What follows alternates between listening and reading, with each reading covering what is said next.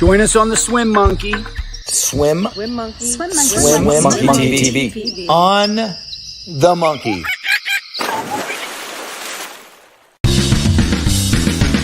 Off the blocks into a 2-day practice. Butterfly kicks and the hardest sport there is. Racing starts and don't breathe off the wall if you want to make it to Olympic team at all. Flip, turn, streamline, Florida swimming. Under the flags and dry land training. Long course season and Caleb Dressel. Short course season, Elizabeth Beisel. Tune in now to the Swimmer Joe Show.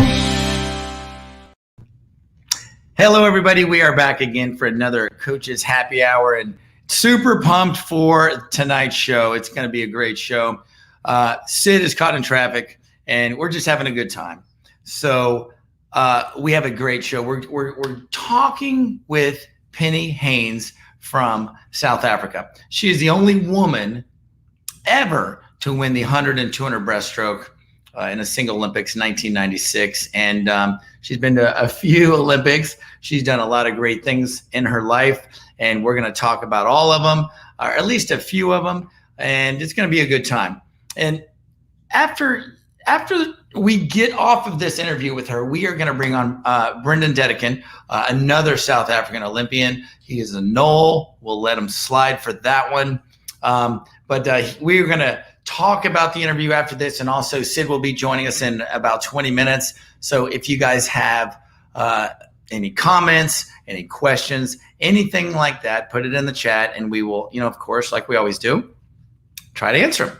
All right. So anyway, enjoy, and we will see you in a few minutes.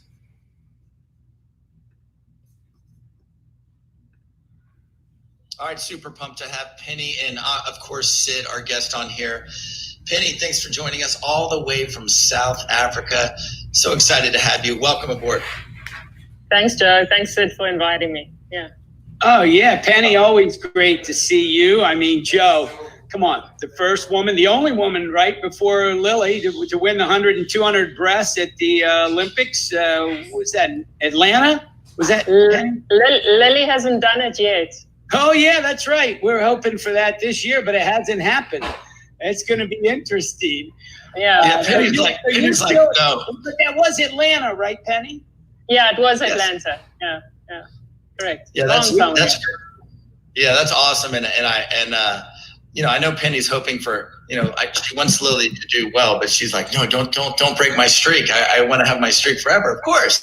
But anyway, so thanks for joining us. We know that, all the way from South Africa, you grew up in apartheid, and then you came back and went to swimming, and you were breaking records. Tell us just about growing up in that time, and then getting into swimming where we can, show the world how great you are. Okay. I think that one of the biggest differences between South Africa and I think America, maybe today it's a bit different in South Africa, but certainly when I was growing up, we had no kind of frame of reference for the Olympic Games. We'd been, because of the apartheid system, we'd been sanctioned, so we weren't allowed to compete at the Olympics. And so I never grew up with the Olympic dream. I merely swam basically because I wanted to know what my talent, how far it could take me. So outside, I must admit, my growing up years, as a child, I didn't know too much about the system, what was really happening. It just was the way things were. And it was only really after the changes began to happen, and after I'd been in the States at Lincoln, Nebraska, and you kind of get the news from an international perspective, that you realize really what the policies were and how bad it was in our country. And a lot of the issues and the unrest wasn't really happening down the south coast where I was living. Most of it was also happening up in Johannesburg and Pretoria and those centers of power. So in many ways, I was removed from experiencing it, other than there was obviously a clear segregation. Hold on, Aaron. Yeah, we got you on mute there, Sid. Just starting to get, Penny, you're graduating from age group swimming kind of to international swimming. You don't have this Olympic dream. You're not aware. It's not like here where NBC's putting the Olympics out every 2 years with the Olympics winter and summer. So when and how did you make that jump from being a good age group swimmer to where you would go to maybe the African championships or some international meets? What were your first international experiences? Well, my very first international experience was the Barcelona Olympic Games. So that was sort of our reintroduction into international competition. Prior to that, I'd been to Hong Kong and Taiwan on an illegal school team that it was more a holiday, and we swam a few galas, swim meets. So for me, I swam at school level and only really joined a club around the age of 12, 13. And that's essentially when I considered myself a swimmer with possibly the talent to go as far as being national champion, something like that. So right up until my final year of high school, there was really no hope of us competing internationally. I mean, it just didn't exist until all of a sudden in '92 they announced we'd go to the Olympics. So when you heard that, how pumped were you? I mean, what did you say? You go, okay, now I have to reprogram myself to make cuts, whatever I have to do for the Olympics. What was that experience like? Because that must have been a huge type of feeling for you. No, it was my final year of high school. And to be honest, I didn't really think we would go to the Olympics. I thought it was this rumor kind of going around. The previous year, I'd won the 100 and 200 with South African record in the 100, earned my national colors. So that was sort of, to me, the highlight up until then. And everybody at that stage, the girls especially, we would finish up with high school and then your swim career would be done. So being my final year of high school, my focus was sort of on that. But to my surprise, I was named to the team. I mean, I swam the fastest times at nationals, but I didn't do it in the final when one would assume it would count. Those times came in the prelims.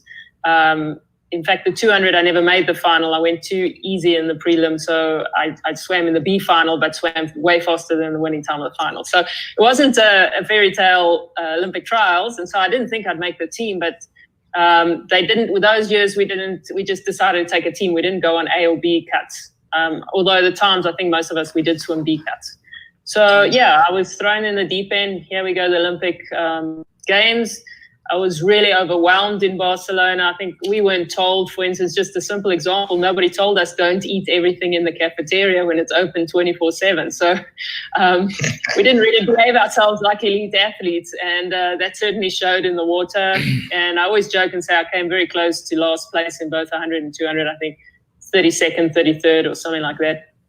So yeah, and then of course, again, I thought now it's time to retire. You know, I've gone to the Olympics, bought the T-shirt, and that was it, except that I had a problem, and that was that I'd been offered a scholarship to the University of Lincoln, Nebraska. And I always made my decisions very prayerfully, felt like my talent was God-given and that I needed to do the most or the best that I could in developing my talent. And so therefore, despite how I feel, if I have an opportunity to go to Nebraska, I should take it. In essence, so I don't look back someday and think, what if? And so that's really, really why I ended up in Nebraska. I certainly didn't know that where it was, how cold it was, all of those things. You're thinking, hey, I'm going to America. Woohoo, let's go. Let's see you. New York City, Miami, Lincoln. Yeah, Now, beautiful town. It's beautiful. I love it there. Yes. But yeah. Cal Van, what a great coach, huh? He was, certainly.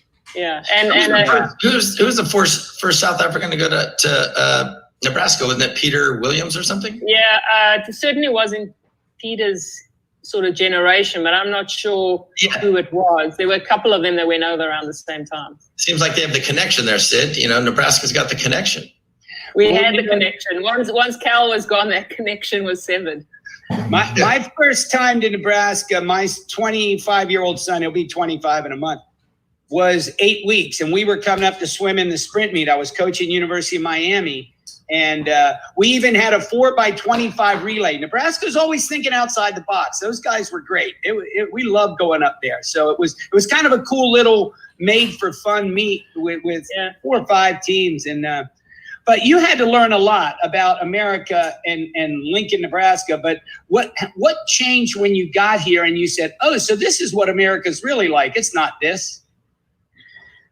I think from a swimming perspective, and this is what I tell everybody in terms of the local swimmers, I really encourage everyone, if they can go to the US and swim in the college system, they should. Obviously, I'm not too popular for doing that always. But one of the biggest things I noticed is while it's great that you are swimming in wonderful facilities. Some varsities obviously better than Nebraska. Nebraska only had a 25-yard pool. But you're also getting great coaching. But more than that, I think the greatest asset to the U.S. collegiate system is that you get to compete so frequently against swimmers from pretty much around the world. So it's some of the highest level of competition you have on a very regular basis. And I don't think there's any other place in the world that can provide an athlete with that. And so for me, when I got to Nebraska at first, I absolutely hated it. I was very homesick, crying in my goggles, wanting to quit swimming. And it's again, quite prayerfully, but I realized I needed to get my mind on the swimming and off of all the things that I was grumbling and complaining about. And as time went on, I swam better and kind of found my feet over there. But I certainly, if it weren't for the US, I don't think I ever would have attained the heights in terms of my career accomplishments that I would have. I would have just retired at the age of 18 and moved on. So you go to the Olympic Games. What event was first? 100 or 200? Are we talking which Olympics? Barcelona? 96. 96. The 100 was first. Yeah. Okay, so you do the 100, you win the 100. Yes. Okay, now you got to get your mind prepared for the 200. Did you know that you had a shot at the 200 to win it, or did you what was the mind? I never thought about the 200. For the 2 years preceding Atlanta, I had set some goals which would take me to our Olympic trials, which could mean my goal was to swim under the current world record at that stage, which was held by the Aussie, Sam Riley, but not thinking it may be a world record, also expecting she would go just as fast and break her own record. But I knew once I broke the world record that, in my preparation for the games, there's a very good chance I could win gold. The 200 was totally off the radar. It was only, in our training, our holding camp a month before the games, not even, maybe it's a week before we went into the village. My coach, Jan Bitterman, came to me, and we were actually at Auburn University, and I was sitting one side after a workout. He came to me and said, so what's your expectation for the 200? So this is a week before the Olympics. We discussed the 200 for the first time. Oh my gosh. I said to him, I don't know, maybe I think I can make the final. Maybe I can sneak in for a medal. I'm not sure. I don't know. And then I went aside and I was sitting there at the diving well, and I thought to myself, you're in the best shape of your career. You may never, ever be in this shape again. I better go for it. I better, set my sights on the 200 as well after that. Not knowing, I never knew until after I did the double. I didn't know no one had ever done it before. So ignorance is bliss. So wow. Don't tell Lily that no one had done it before. So well, I'm sure Lily. You've met her through your now. As I believe you're finishing your 8th year as the FINA chair of the athletes committee. Is that right? No. I served quite a few years as the honorary secretary, and then this term is my first as the chair. So okay, so this would be yeah. No, I've been in FINA forever. Well, walk us back to that, because so many people go, oh, FINA, they're full of it, that kind of, and I mean, I've been in FINA as a technical representative, completely different, open waters coming in, we're trying to get into the Olympics, but, I mean, and the hats off to Natalie Dutoit, that first Olympics in the South African, they came into Beijing, but I think about your journey from athlete to now you're a leader. You're still considered the athlete rep, but obviously you're not competing actively. But tell us a little bit about how that, and what is it about the political side of FINA that people don't understand, or that you're working on, or something that can give people a little more clarity when they think, oh, FINA. Mm-hmm. I think as an athlete, certainly in my case, I didn't even know anything about FINA. I just went to the swim meets and swam. And so it was actually at the Sydney Olympic Games, I knew in my heart I've already retired, and Sammy came to me and said, don't announce it yet, and if you decide to retire, we have something else planned.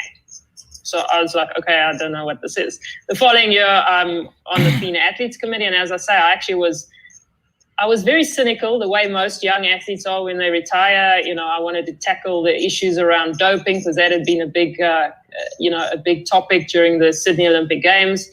And I had a lot to say around that. And And so for a year or two, I kind of stuck around there, not really feeling like I know what I'm doing there. Back then, and I say this with all due respect to FINA, I felt like the athletes committee were very much a token committee at that stage still. Absolutely true. Absolutely. Yeah. So we were kind of told, make a recommendation, but it's like a one-liner because they don't have time really to read a lot, that kind of stuff, And as the years went on, steadily we gained a little more influence, and you kind of, I really hate saying this, but you kind of learn to play the game over the years, meaning, I don't want to say politics, but realizing that if you really want change, it's good to first flout the idea out there and have someone else think it's their idea. I won't say who. And then you get something. I'm assuming Europe's not watching this, but then you get, it's a little bit of favor towards the ideas.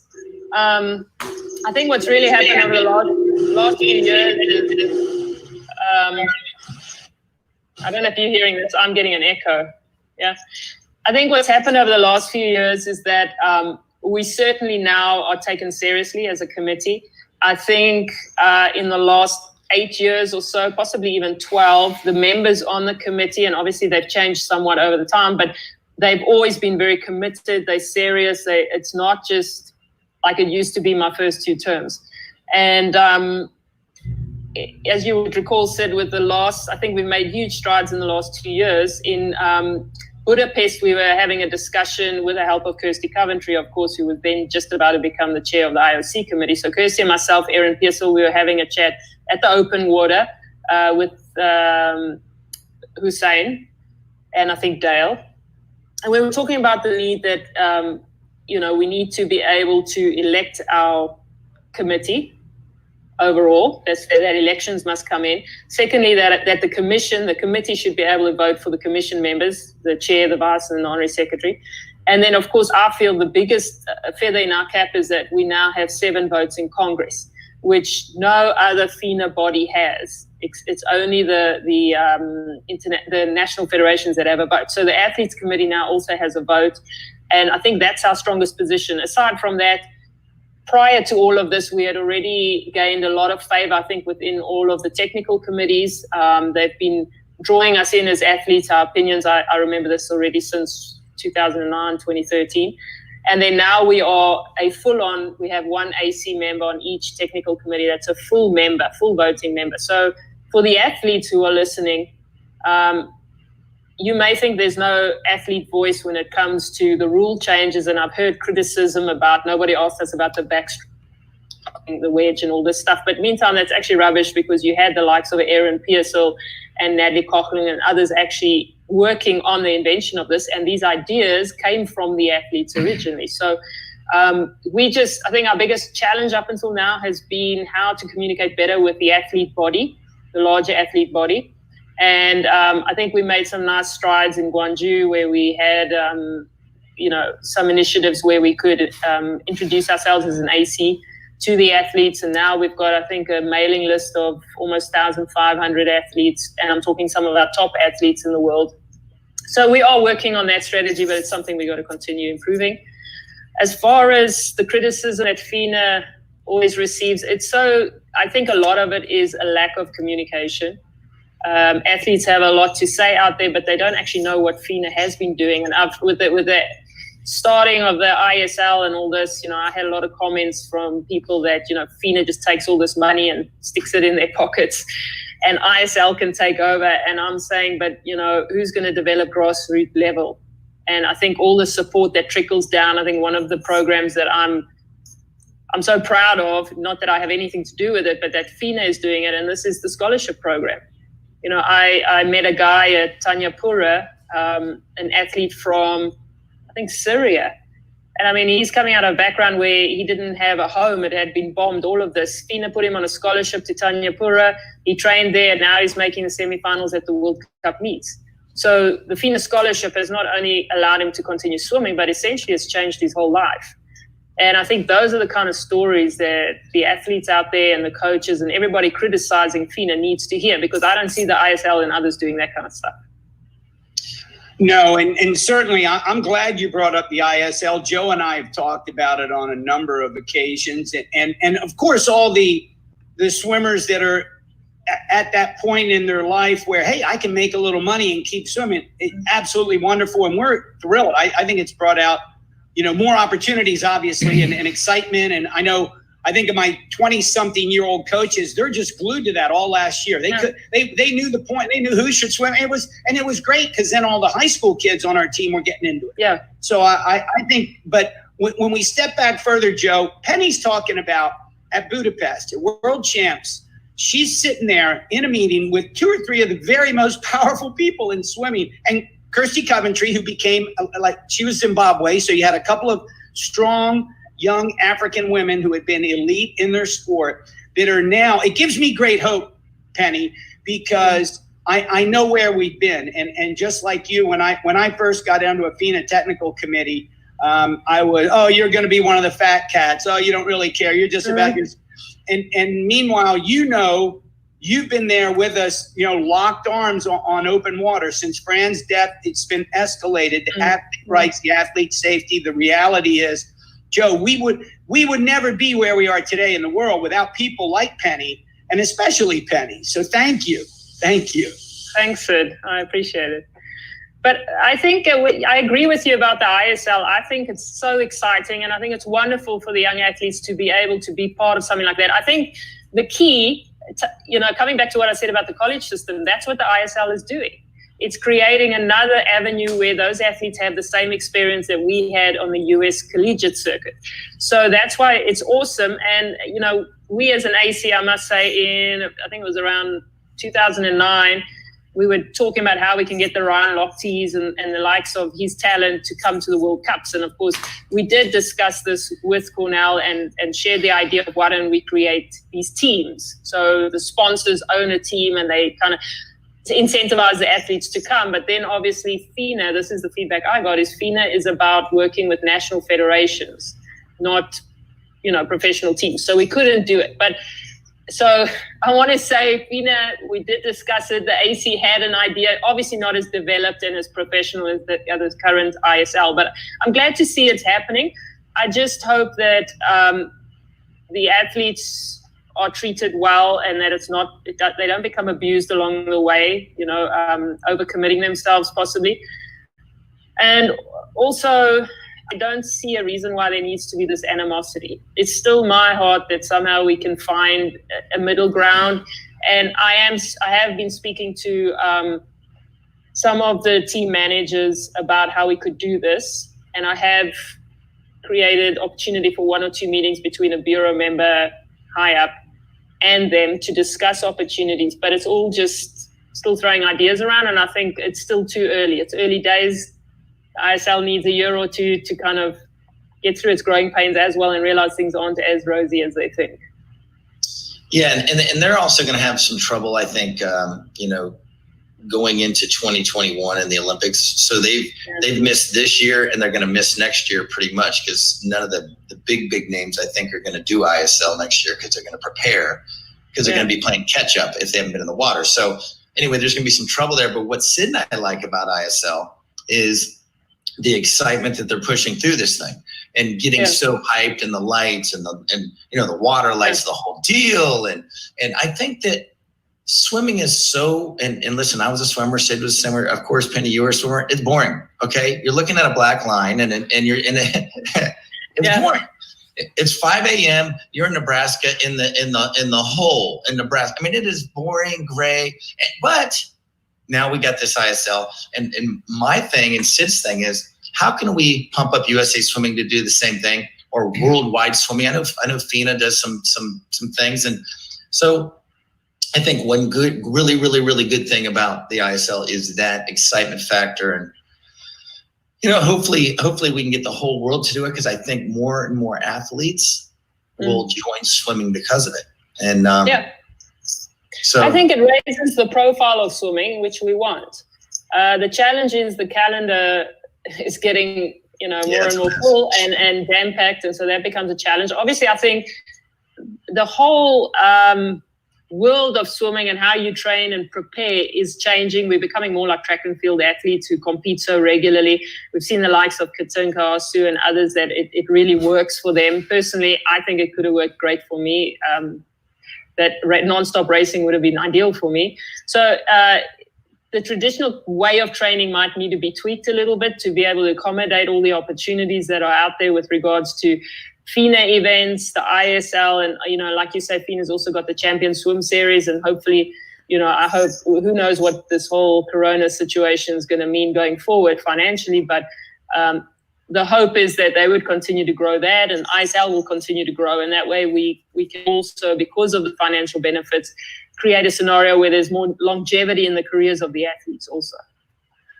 Now, Joe, Penny mentioned a little bit back about the FINA Bureau. She said the Bureau, and she throws out names because who she worked, like Sam Ramsamy, who got her in, when she was retiring at Sydney. And he was one of the most powerful IOC FINA guys ever from Africa, and always with a heart of gold, like, hey, I want to do best for the swimmers. From my perspective, I know a lot of people would say, oh, Sam, this and that, but it's hard being in those politics. But that FINA Bureau room, the first time you went in as a member, and Joe, this is what's always been criticized as kind of like the old boys club, not the technical committees where I've been a part of in open water really since 1996, but more the guys who are from around the world. From North America, we have Dale Newberger, who has been there for a long time, certainly one of the vice presidents. She mentioned meeting with him, and Hussein, another vice president from UAE.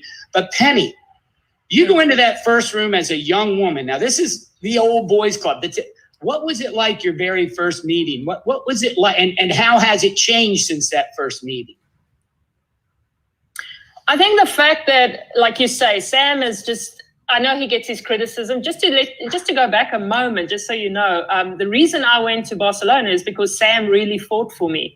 Like I say, at the fastest times, but someone else won the 200 and a different person won the 100. And so those two thought they should go.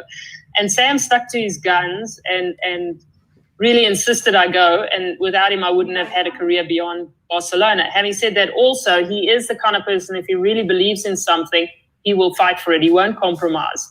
And that's what I respect about him. Nobody is perfect. Everyone has their faults. I think his biggest criticism is the fact that, he was largely behind sanctions against South Africa with regards to the apartheid system. So a lot of older generation South African swimmers blame him again for the fact that they could never compete internationally.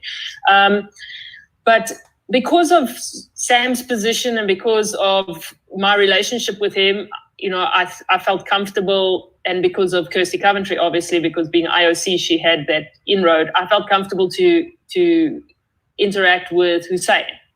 And I didn't really know most. Tell us who Hussein is. Explain to Joe and the rest of us. Oh, sorry. I'm not even going to try and say the last name, but he's the first vice president from Kuwait. And he's probably one of the younger guys on the bureau. I think one of the most powerful, if not the most powerful. I believe his vision going forward is in the right direction. He certainly is for the athletes. I've had a couple of interactions now where he's really stood up for us. Just to go back to my conversation with him when Kirsty and Aaron were with, he told us over there, you will have these changes within 2 years. Now, at that stage, the Congress was only every 4 years. And Kirsty laughed at him and said, never, you'll never get it done in 2 years. He got it done because we changed the Congress to every 2 years. And after the Congress voted and we got all these changes, he came to me and he said, please call Kirsty and tell her I did what I said I'd do. So my experience of him, I only know what I see, is he's for the athletes. He's even said to me, we can now, the chair has a vote. We now need to look at maybe another vote for the athletes on the bureau. He's progressive and younger, as I said. So how did I feel when I went into my first meeting? Obviously a little bit nervous, and I kept quiet more than I normally would. Subsequently, I'm not so quiet, and sometimes I feel like I need to navigate the waters a little more carefully and strategically. So it is a learning process. But I must say that the Old Boys Club has been very gracious towards me thus far. But I have ruffled some feathers, yeah. Can't keep everyone happy all the time, right? Well, I know. And Joe and I remember 2016, and you talked about the doping issues, and you said certainly one of the reasons you got involved. And when I think, people don't realize the amount of time of volunteer work somebody like you puts in for our sport. And I think of decades now since Sydney, where you retired and came right into it. So, we're in a place now where coming out of COVID, where all these plates are kind of like, well, they're up in the air. Are we going to catch them? We're going to spin them. And I think things like the ISL, the doping was such a big issue. And it kind of, tell us where we are. Like if the Olympics, the whole Russia thing in 2016, and Joe and I were reporting, you were in you and Christy were making comments. Bring us back to that point. And now looking at somebody like the great breaststrokers, right? You got Efimova, who she had a ban, and Lily King's whole finger wagging thing was, you shouldn't even be in these Olympics. She's sitting there, and walking through that whole time had to be for you, because now people pointing fingers at you and going, aren't you going to help us? What's going on? What's the reality? And where are we looking at 2021 Olympics in regards to those Russian bans? Well, look, I don't know if you know, but somehow, I don't know, for my sins, I'm on the WADA CRC, Compliance Review Committee. So I was part of that whole Russian decision. It was very, very interesting. I was thrown in the deep end when Becky, the chair of the WADA AC, was a member there, and she didn't agree with it. Well, there's lots of stories about that. But anyway, she decided to step down. And she could go to the story show, Sid. She could be on the story show. But anyway, go ahead. Yeah. She was in and then she was out. She was in agreement and then she wasn't. And so anyway, somehow I landed up in there. And I just felt, from my own point of view, because of the experience of us as South Africans in apartheid as well, I don't feel comfortable with a blanket ban, because the younger athletes were not even, if you're talking about a 14-year-old swimmer now, she or he was not even in the picture when all the shenanigans were going on, right? True. So I feel if athletes, what we've done is really turned it on its head, where in the past you had to say you have to catch the athlete, or you have to prove the athlete cheated.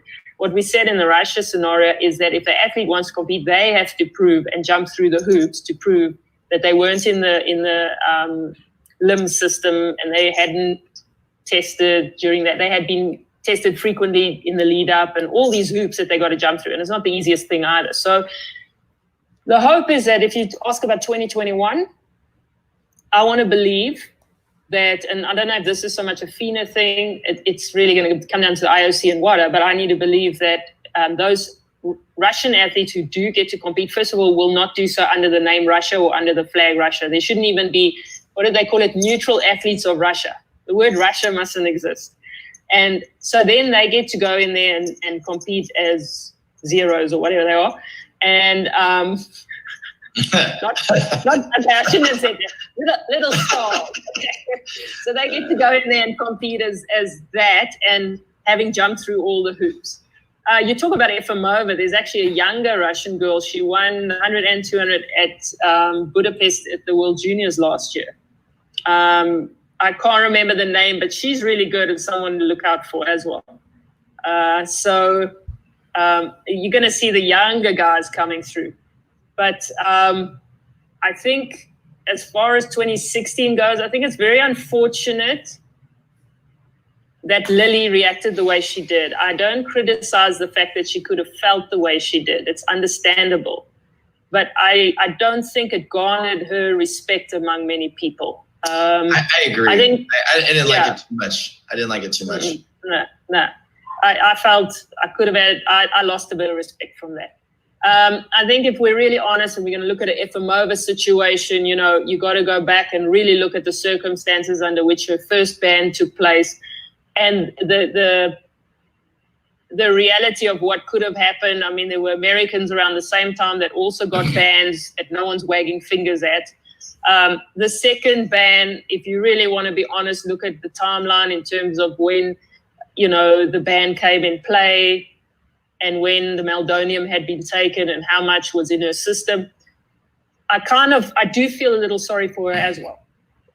I think that when we look at the Russia situation in terms of the WADA rulings now and them banning them from the Olympics and stuff, we must also understand, and we get this from, I think the various whistleblowers have also said that in many ways, those athletes didn't have much choice either. They are thrown into a situation where it's the system requires that or you don't compete. Now, I think as Western countries, we can't really understand that necessarily. Not in the same way. It's the same as with the East Germans back then. So we need to have a bit of flexibility for those athletes who can prove they are clean. I mean, think of Mozarov, who's been based in the States forever. One can't expect that we're going to ban him just because his flag is Russian, you know. We have to go take it one case at a time, but that the country should be banned and that there should be strong penalties. I was all for the leniency on athletes, but I fought really hard against the fact that there should be absolutely no attendance or representation from anybody other than the athletes. So none of the Olympic Committee guys, none of, you know, but Russia's still an ongoing saga. Hey, it hasn't even gone to CAS yet. The chair of RUSADA is probably going to get canned one of these days, and I think he's actually one of the good guys. So, you know, I don't know. We'll see what happens. How in the heck are we going to stop all this? I mean, it's been going on for so many years. How in the world are we going to stop it? Or I mean, it's yes, we can ban people for 2 years for life, whatever, but it's still going to go on. Of course, it will. And I mean, sport is a microcosm of society, right? Where is anything actually honest and legit in the larger society? You have, I mean, the majority, people want quick fixes. This is the new generation. So unfortunately, if you look at other codes also, wherever there's been a lot of money, you've seen this happen or the rise of doping. And while the ISL says they are so anti-doping, which is great, I think there's still a danger now in what we're seeing happening in that there's more money coming into swimming. We just need to be aware of it. I think that's now to throw a spanner in the works. I don't know if there's anything to this, but what about genetic engineering? Yeah, well, what about CRISPR and all that, hey? You know, it's such a crazy world out there. All of that is possible. And I've even heard, I've heard coaches go, okay, just stop testing, let people do whatever they want to do, hurt their bodies, whatever, you know. And I'm like, well, that goes the wrong way to me. But Joe, you can certainly see how having a young woman like Penny Heyns in the swimmer's favor has been a positive leadership for decades now. And Penny, we're just so thankful. Your intelligence, your wit, your charm, but your ability to interact with people and get to the source of the problem. I know no matter who becomes the president of FINA or the president of IOC, that you're always going to be somebody standing there for the athletes, for fairness and doing your best. And for that, man, we really appreciate it. It's no easy job. I know. Thanks, Sid. I really appreciate it. I can just, last year during the World Cup in Singapore, it was off the back of all this ISL unhappiness and all of this. And I remember going there, one of my other AC members, you know, from Australia couldn't go. So it was a last minute thing and I went. And I was so nervous to walk out there on deck and try and interact with the top swimmers. I was scared of them because I felt like I'm the enemy on pool deck. And to be fair, a lot of them were like, athletes committee, I didn't even think we have one. What do you guys do? And I've been accused of, am I a lifetime bureaucrat? Just, you know, earning a living off of being a bureaucrat. And I'm thinking, you know, then I'm just above the bread line, you know. And I got that accusation came from a fellow countryman that it was very disappointing that he's the one that said it. But, you know, it goes to show how athletes out there feel. You know, last year, Adam Peaty, and by the way, I actually think he's a pretty cool guy. He was making comments at an arena press conference that the athletes need to do something, there needs to be a voice, and et cetera, and I just couldn't help it anymore. So I stuck my hand up and I said, excuse me, this is who I am, and we are the AC, and this is what we want, and I invite you to come and have coffee with me in front of all the media. And to his credit, he sent me a WhatsApp afterwards and said, look, he'd really like to sit down. He didn't know that, really didn't know that we existed. So it became clear that we need to have a bit of a better PR angle to what we at the AC do and also what FINA does. I think that's where the disconnect is. Yeah, and Sid, Penny, my mom always used to tell me, it's jealousy. They see you in that awesome, powerful spot, and they don't have it, and you're there helping make decisions, and they're just a little jealous of the gold medalist, the world record holder, and now the FINA and athletes rep. So it's awesome. It's awesome. Look at Sid. I'm just thrilled, Joe. I learned more in the last 35 minutes with Penny than I've learned in the last 30 months getting emails. It's like, this is good stuff. And it doesn't hurt to just get the word out. If athletes do want to contact you, they don't have to be elite world gold medal champions and all that. Through their federation, we do have reps. And Aaron Pearsall did a good job. I know that it's likely you're changing things up again. But I think it has evolved to where people like you now really care, and the athletes of the next generation are going to have it better than athletes of yours did. Yeah, I think so. And like I said, we're gonna start introducing, and obviously it's gonna have to be progressive over the next few terms, where we're creating a scenario where the athletes are elected. At first, we can't just have an entirely newly elected AC because no one's going to know. They're going to go back to what we were in 2001. But we're going to phase it in where at least half, that's the plan, more than half will be elected athletes to the AC coming up. The only thing I'm not sure of is when exactly that's going to happen and how that would work, given that we've now postponed the World Champs by 1 year. And the only way I see them voting is at a World Champs. But at the same time, the rest of the committees, as you know, Sid, will probably be decided on and voted in 2020. So I'm not sure how that's going to play out. But, and I've been talking to top athletes. I think somebody like Anthony Irvin would be an awesome rep. He's a current athlete still, and he certainly has the years and the experience and the maturity, I think, to do a great job.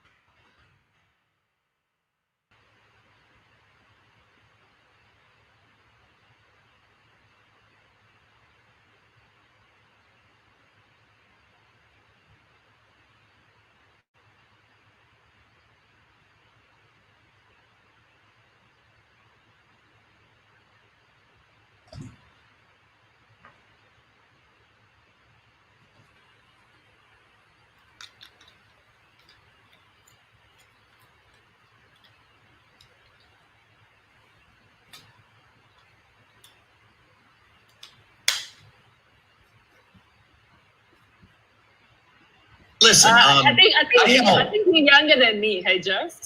No. Yeah. No. I'm 52. Oh, okay. Yeah. I know. I look 25. I look 25. Yeah. I'm 52. Yeah. You mentioned Sebastian. That's why I thought you might have been around. He's younger than me, so. So all right. So, forgive my ignorance. Is there a monthly or maybe every 2 months a meeting that we can do like this for all over the world for all the athletes? Is there something like that going on that would be kind of cool, where maybe you run the meeting? I think that could be cool. And I would need, well, I suppose there's people on my AC that could also facilitate it, but it would be great if it actually is facilitated by people as yourselves outside of it, so that the athletes, that aren't part of the AC would feel more welcome, right? So that's the one thing. There is, the IOC AC have a group call, athletes global call, at least once a month. But then it's usually by invitation to all the various leaders in the various athletes and National Olympic committees, etc. All of the chairs or somebody that could send. So it's not really the current athletes out there. Yeah. So I think obviously something like that, I think it's a great idea. It would be nice. As you know, Sid, I'd have to run this by the powers that be, because it could also end up being a very challenging situation, opening a can of worms. So we would have to, if we did something like that, you would have to almost jump in at times and rescue us. It goes back to it being somebody else's really good idea. Yeah. All you got to do apparently is tell it to Hussein. Hussein will say, "That's a great idea. Let's get it done in 6 months." That's definitely the way it is. I have a few other things. I'm really involved in South Africa, trying to set up something outside of all the national federations and the Olympic Committee, an independent body for safeguarding, sort of like US safeguarding or safe sports. And I've been in touch with Mike Ungara, and I'm chatting with someone else tomorrow actually about what education you guys have online, etc. And I just want to throw some ideas around because I'd like to make some proposals to FINA as well. I think this is the topic right now. You talk about doping, that's very important, but I think a safe sport is probably top of the list right now in terms of what we should be concerned with and spending our energy on. So if there's one thing I would like to see happen still while I'm involved with FINA, and any of us, we can be there and be gone the next day, right? So while I'm still here, I would like to see something initiated in that direction, where it's not just a policy out there on the website, but that we actually also give support and education, because the US is great. You guys have systems in place, but we as South Africa struggle. And if we struggle, how much more not most of the other third world countries? There's absolutely nothing out there for them. So, it would be easier if we had some professional materials out there that we could then disseminate among all those, so that we can be sure no one has an excuse out there to say they didn't know that this is inappropriate. True. Oh, absolutely. Great stuff, Penny. Really good stuff for us today. Yeah, and Joe, I'm gonna just say, we got access to one of the more powerful and more caring people in the aquatics world. You can see why, coming through all the experience she has, that she's risen to this. She's thoughtful, and I'm going to call her weekly now. I mean, you get some advice. How you doing? What's up? But that's pretty much, Penny. That's great stuff for us to kind of sit and chew the fat on. And seriously, we can let a few months go by. We'd love to get you back as there's updates. Yeah. We know more about Tokyo 2021 and everything going on. Yeah. But thanks so much. Thank you. Yeah, we certainly appreciate you. We won't take up any more of your time. And you mentioned doping. We had this huge discussion on doping. Sid and I, and this is just real quick because we knew you got to go, but we had a Rio After Dark special show that we did, and it was all night after finals on 2016. Audio podcast. It was an audio podcast. So it got over at 12:30, and we talked about doping for hours and recorded it till like 4 a.m. And anyway, that's going to go out after everybody retires. So interesting, yeah. Yes, but it's very good. But so here's a lady not afraid to put her head out there and then take the criticism and do the hard jobs that need to be done for athletics. And it's not just our sport, but all of it. And safe sport, Penny, as you say, big part of the future. I think the next 12 months are going to be critical. I'd love to see us in swimming. Joe and I have talked about, we come out of this downtime with a better model, maybe more of the American dual meet collegiate type events and those meets. And so thanks for being there and putting that kind of thought into the minds of those that are in leadership positions. Yeah. Thank you. Thanks for joining us. And you're very kind. Yeah. Thanks for joining us, Penny, and Sid and I love it. Sid, you got something else to say? We're Penny, we'll see you down the road very soon. You take care of yourself. I look forward to it. Thanks, Sid. Thanks, Joe. God bless. So, guys, Hey, what a fine young woman, and very opinionated and very strong and able to stand up to the old boys. And look, talk about that South African strength. Joe, look who you brought on. Brendon's back. Hey, Brendon. I'm back. How you guys doing, gentlemen? Pretty good. So, I am a new fan. I didn't know her very well. I just knew that she was an awesome athlete and what she did. But now, after talking to her today, before and after the interview, she's amazing. And Sid. Here's the prediction.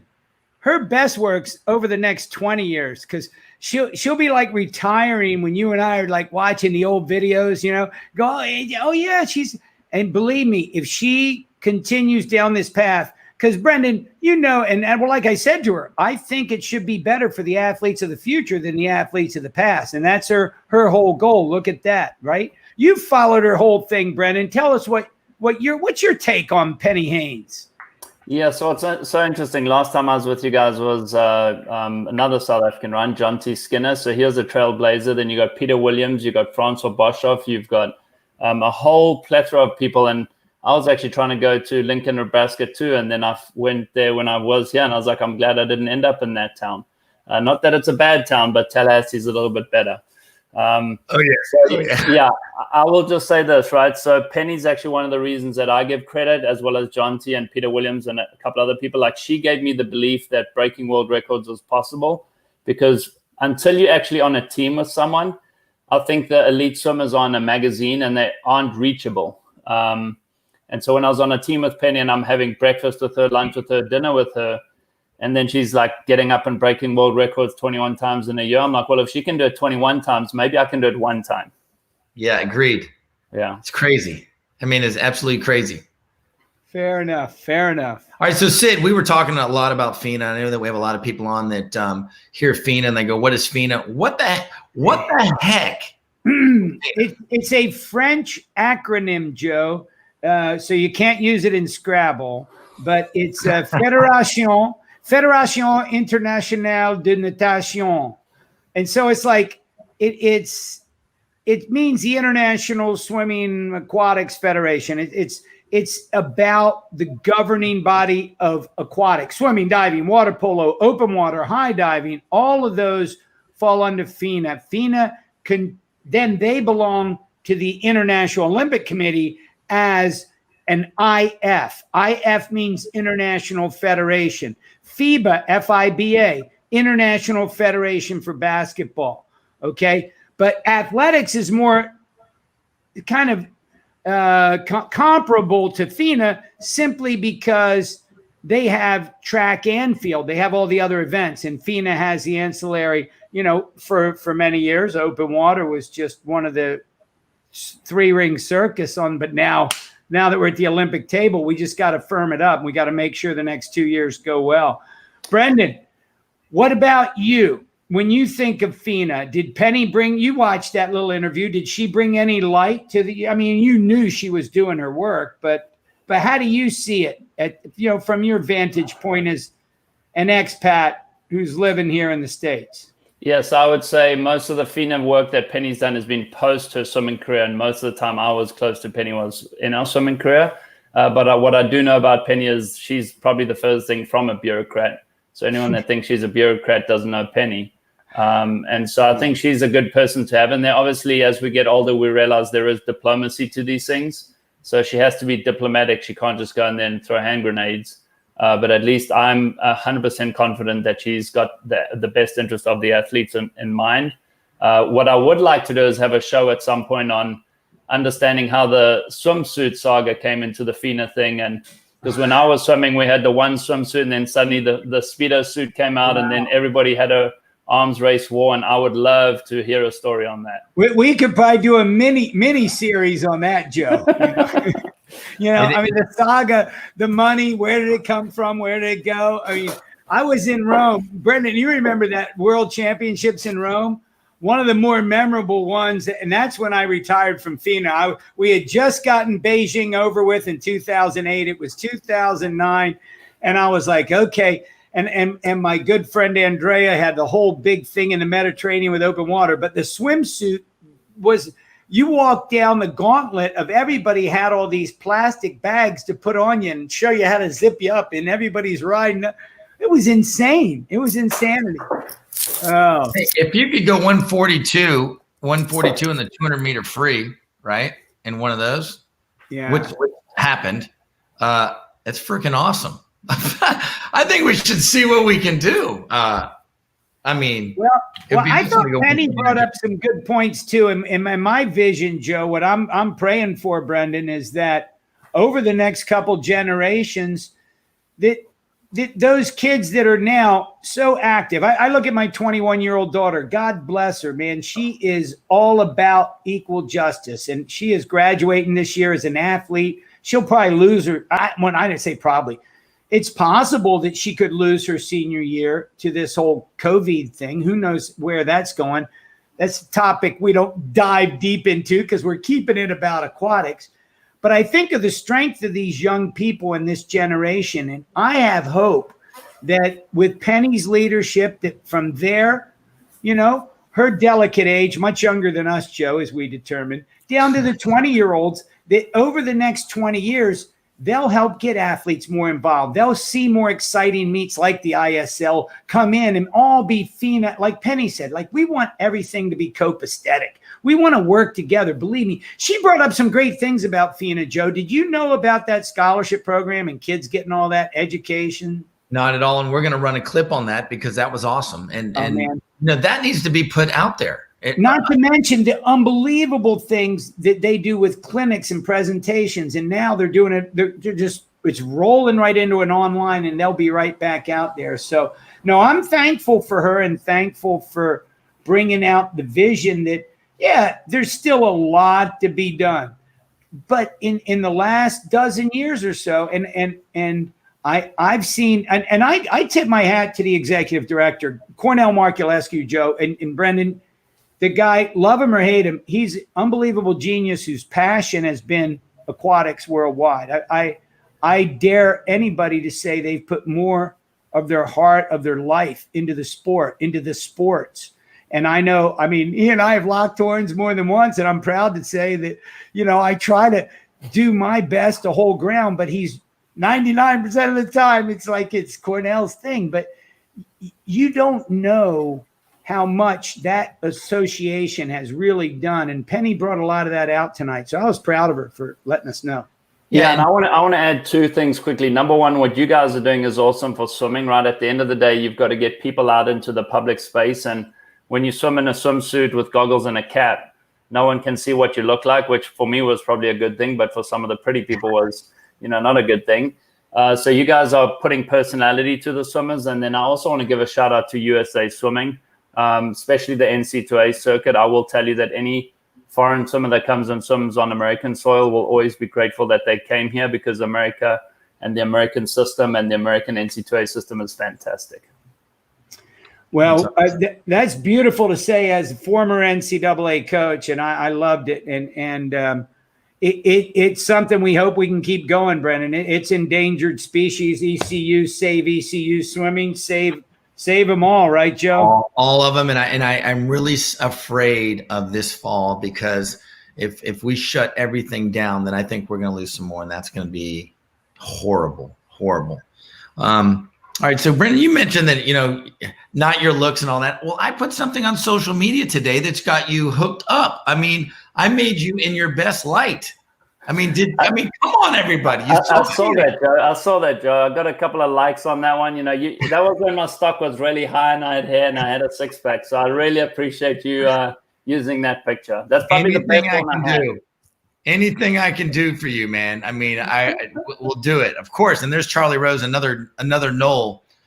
There's Knolls everywhere. I don't understand what's going on. Joe, now listen, we had a coaches show for the Gators and we did a stories for What the hell? What's wrong with the Seminoles, Joe? No, I'm going to get, so look, Joe, there's a lot of coaches. Joe, come on, Joe. Hey, Sid, you're one of them. So we'll get Sid, we'll get Bill, right? We'll get Bill and Terry. Oh yeah. We'll get all those guys. And then we'll even get a recording from Neil. He'll do it. And then Charlie, we'll get him on there. He'll do his thing. And then of course Brendon. So And Yes. then Sid, we've also got Andy Robbins, who was your old roommate, right? He's a coach. And then Don Gibb also lives here in Orlando. So Quite the legacy. Quite the legacy. Also, Brendon, you were talking about what Steve Perry is it? What is it? Steve Perry? Yeah, Steve Perry's a very good friend of mine. He lives in England, so don't hold that up against him. He's loyal to the Queen, so we have to be careful of him. So we'll get him early. And get him on the show. Yep. We'll get him early, and that'll be a huge Florida State show, and we should probably bring some girls on, just for. Oh yeah, I'm bringing all the best. My girls, Kiki, Alice, and KK. We'll go back generations. We'll have Charlie knows them. I'm sure Charlie knows them. Absolutely, Charlie knows them. All right, well, listen, guys, it's certainly been awesome. And one last thing, Brendon, for you, when you're thinking about world athletes and all the FINA stuff with the world athletes, what do you have to say to the world athletes going through this time, and then also.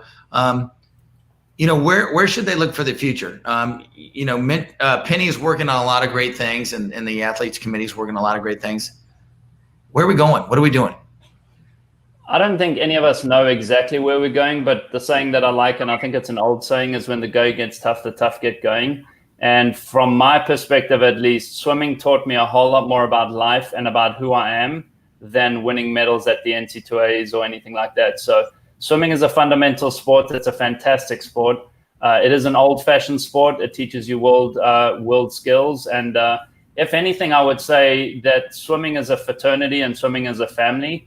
So in this new global society we live in, if you smell like chlorine, you're family, right? So all those swimmers out there internationally, we should probably bring some Australians, New Zealanders, and English on here and get their perspective, because it's always good to bring some of them on too.